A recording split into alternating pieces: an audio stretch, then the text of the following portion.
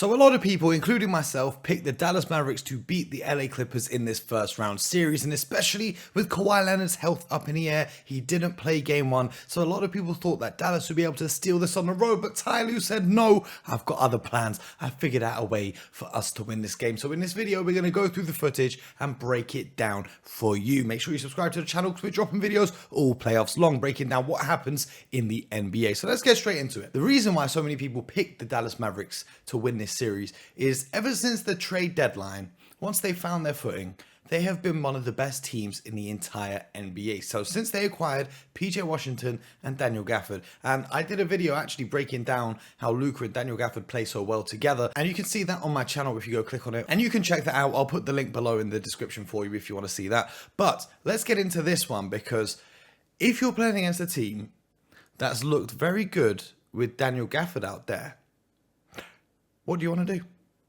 Tyronn Lue said it's simple. We're going to get him out of the game. He picked up 2 fouls early on, and the Clippers made it a point to target him. And we live in a league where coaches don't like going to the post. A lot of players, a lot of times, this is my biggest pet peeve in the NBA. When a big man has a smaller player matched up onto him, they don't even look at throwing the post entry pass. They'll try and jack up a three instead. But this is what Tyronn Lue did, and I absolutely love this. He trusted his big man. He said, Ivica Zubac, we're going to need you in this series. Let's look at what he did in the footage. So at the very start of this game, the first quarter of it, you can see Ivica Zubac battling down low to get post position. He does a great job of posting up right here in the paint, because everyone who plays on the post knows that the defender is inevitably going to push you out by a step or two, and you'll be able to start your catch from just outside the block. So here he is on the low block, and he's matched up with Daniel Gafford one-on-one. The other players are spacing the floor to give him the room to operate that he needs. Now, Ivica Zubac isn't known for his post-up game. He's mostly pick-and-roll finishing with James Harden, but today he went into his post-up bag. Back down dribble. Now he gets inside. He gives it a little pump fake, and look at how he's got his body positioned. We talked about this in my video with Alperen Şengün. You can see the way that his body is positioned. He's got the angle here that he's using to eliminate Daniel Gafford's, I wanted to say eliminate his length, but that's a bit weird, to eliminate his reach vertically. So he does that little pump fake, and then he spins back to his left hand, and a nice easy finish on the inside. Next possession down, they look like they're going into a screen roll, but that's just a fake because they're going straight back to the post. Once the post entry passes come in, this man is going to clear out to stop the help defender in Luka Doncic trying to grab a steal, and then it's another one-on-one situation. This time he goes over his right shoulder, gives it a little fake, comes back around back to his left, and he gets that one to go down again. Now then the Dallas Mavericks trying to zone up a little bit here, and instead James Harden drives in, collapses the defense, but because the big man's come across and he's committed to James Harden to stop him scoring at the bucket, Big Zoo is wide open in what we call the dunker spot, and it's going to be an easy 2 points for him once again. Now Zubac is elite at using his size. So here, you've got Paul George playing one-on-one with Luka Doncic. And we know Luka has improved as a defender, but he's not an elite defender. Derek Lively is more than likely going to have to come and help. Ivica Zubac is watching this, and he recognizes that Kyrie Irving down here in the paint is much smaller than him. So what does he do? He uses his body to get position. He's got the position on the inside. He's right under the hoop. Paul George sees this. He's got 2 defenders on him, and he does a great job of making that pass, and it's too easy for Zubac once he gets inside. Here we go this time. Russell Westbrook is pushing the pace downhill, gets inside, a nice little dump-off pass, and here's the soft touch. It's very vital in a big man to be able to have a soft touch around the hoop, and he gets that one to go. They go back to it in the third quarter. Ivica Zubac this time. You've got Maxi Kleber in the game. Dallas couldn't hit any three-pointers, so they threw in Kleber for some more three-point shooting because Gafford and Lively, they're not really three-point shooters. Zubac saw that and said, this is barbecue chicken to me. All right, I'm going to work down on the block, boom, I'm going to get inside. This time I'm going with the right hand. Look how he's using this left arm to ward off the defender so that he can get a clear attempt at the hoop. Now, Ivica Zubac is not known for his scoring, but these European players, these are the fundamentals that they're taught at a young age. So he's come inside tonight and he's gone, all right, coach, if you need me, I'm going to get it cooking. But here's the other thing that Tyronn Lue did. Now, the Clippers' offense was helped greatly by the fact that Dallas just couldn't make any of their shots, in particular, their three-point shooting. And when you're not making shots on offense, that means your opponent isn't having to take the ball out of their basket, which gives you time to reset your defense. So the Clippers were able to play with a good offensive pace in this one. And there's one thing that they did, and I don't want you guys, because you know how much of a fan I am of Luka Doncic. I don't want you to think I'm hating on him. I'm just telling you what the game plan was and what went down, because Tyronn Lue said we're without Kawhi Leonard, but let's just find a pressure point in the Mavericks defense, and that happened to be Luka Doncic guarding far out on the perimeter. So what Dallas tried to do, I'm going to show you this. So as you can see right here, they're down early in the game, and they're trying to pressure James Harden by picking him up in the backcourt. The halfway line's only over here. So they're picking him up early on. They're picking him up early on so he can't get into his rhythm. But every time they did that, all the Clippers would do is whoever Luka is guarding would come and set a screen. And in that case, it allowed the Clippers to get Luka Doncic switched on to whoever had the ball. So now they've got the switch. Luka is guarding James Harden. As you can see down here, Coffee is going away because he knows that James Harden's going to do his thing. Let's get James Harden going early in this one. And with James Harden, not got a great reputation in the playoffs, but in game ones, we saw what he did with Philly last year. So here we go. They space the floor. They've gone for a 1-4 flat. This is what they call it. You've got the 1 and you've got the 4 who are in a flat line along the baseline, basically, which is an isolation play.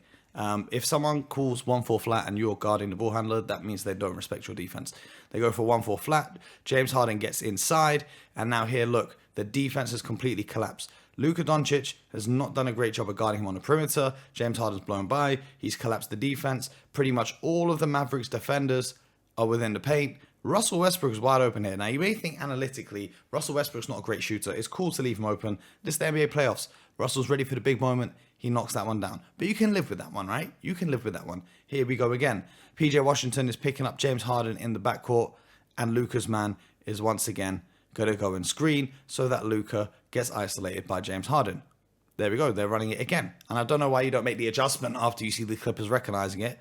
This time, James Harden does a great job. He puts his shoulder into Luka, which gets his momentum going backwards, and you already know what that means for James Harden. That's going to turn into a step-back three that he's shot thousands of times over his career. Once again, Dante Exum this time pressuring James Harden.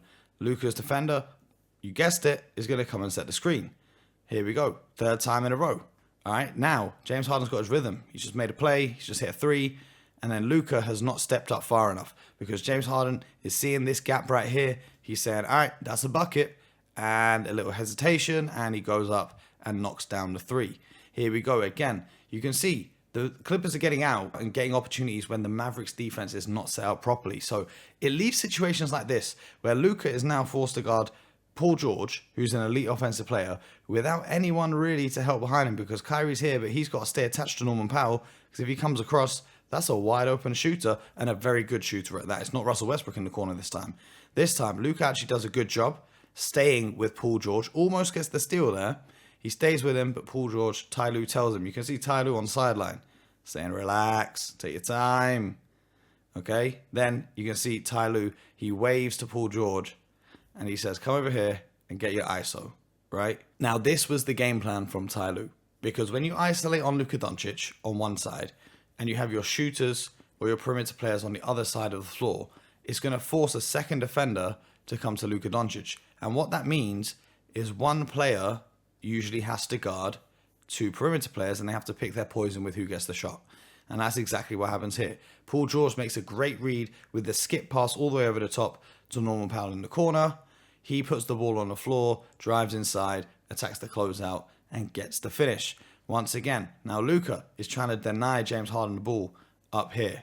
Okay, so they've gone away from Luka's man switching on to James Harden. He's just trying to deny the ball there.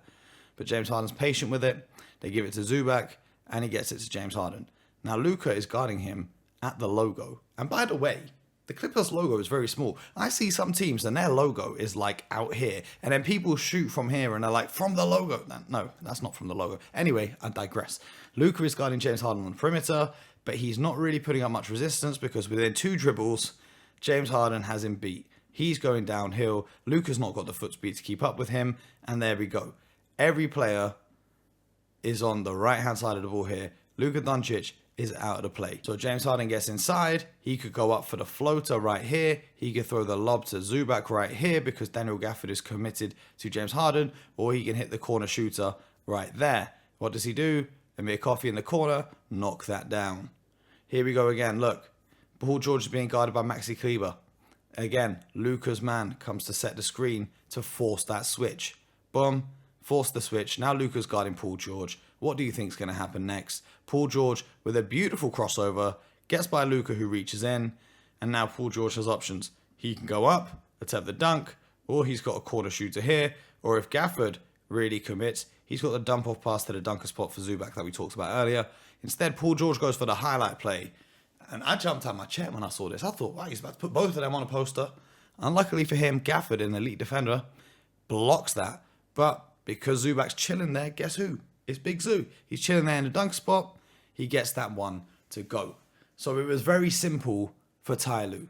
Number one, let's play inside. Let's go to our big fella in the post to try and get Gafford out of the game early on to disrupt their substitution patterns. And then let's go at Luka Doncic. Whoever Luka's guarding, come up and set a screen for the ball and get Paul George or Kawhi Leonard attacking at Luka Doncic to create a numbers mismatch once we drive into the interior and the defense collapses. Very simple game plan from Tyronn Lue, but it worked very well. I'm going to be intrigued to see what adjustments Jason Kidd makes to stop that from happening in the next game. There's nothing you can really do to stop Ivica Zubac if he's going to go off like that. The big fella finished with 20 and 15. He had a fantastic performance, but you've got to come up with something to guard on the perimeter to stop that easy offense. That was a very basic game plan from the Clippers. It was very simple, and this is just round one of the playoffs. I expect both sides to make different adjustments as the series ticks on, but it was a fantastic win and a confidence boosting win for the LA Clippers because they won game one without Kawhi Leonard. We'll see if he's back for game 2 or 3, but the Dallas Mavericks, you had the opportunity to steal one on the road. You let me down. Now, it's tough when your shots ain't falling. Everyone has nights where shots ain't falling, but you got to find a way to win, and winning always begins on the defensive side of the floor. Hope you guys enjoyed the video. Hopefully the Mavericks can win the next one. I'm rooting for them. My Celtics won today. They took care of the Miami Heat. And if you want to hear more about the NBA, I do a podcast with a 3-time NBA champion, BJ Armstrong. So you can check that out. That's linked in the description too. What can he do to prevent that happening other than pre-switching, which is, you know, what some teams do where they switch before the guy comes up to set the screen? What could Jason Kidd do to stop this from happening? Because there was numerous possessions where, all right, cool, whoever's got Luka guarding them, come and set a screen for Harden or Paul George if they got the ball. Well, you got it. Here's what you're going to do. You got to accept the challenge. I mean, there's you can't hide. Like that's the one thing about the playoffs that I love more than anything. Any weakness that you have with your team or your game will show up in the playoffs. The game plan was very simple. Whoever Luka is guarding, involve him in the screen and put him in isolation and work. The only play call that I saw was for Zubac in the post. Everything else was very simple. Find Luka and go at him and keep him occupied. They did a really nice job defensively. They gave him different looks, different players. They doubled. They put Russ on him. They put the kid man, played very well. And going at him defensively takes his energy away, and that's why you'll see him missing some jump shots that he would usually make because his legs are tired. Yeah, so you know, listen, you got to take on the challenge. Just listen, Luka takes on the challenge. He's got to win that. He's got to win that battle. That's a battle he has to win. There's nothing else you can do. It's not like there's a mismatch. You know, what they're going to do? Just walk him down and post him up. He has to take on the matchup, move his feet, and accept the challenge against James Harden. Accept the challenge against Paul George. Accept the challenge, Russell Westbrook. Accept that challenge. You win that challenge with his offensive, you know, output. What he's going to do? I mean, he's going to get you 30. He got you 30 and didn't even play well. I mean, this could have easily been a 50-point game for him. So. And if he accepts that challenge, I think they have a great shot to extend this series, and you never know, you may win it. Subscribe to the channel. As I said, there's breakdowns happening every day of the NBA playoffs over here and beyond. And most importantly, until next time, get buckets.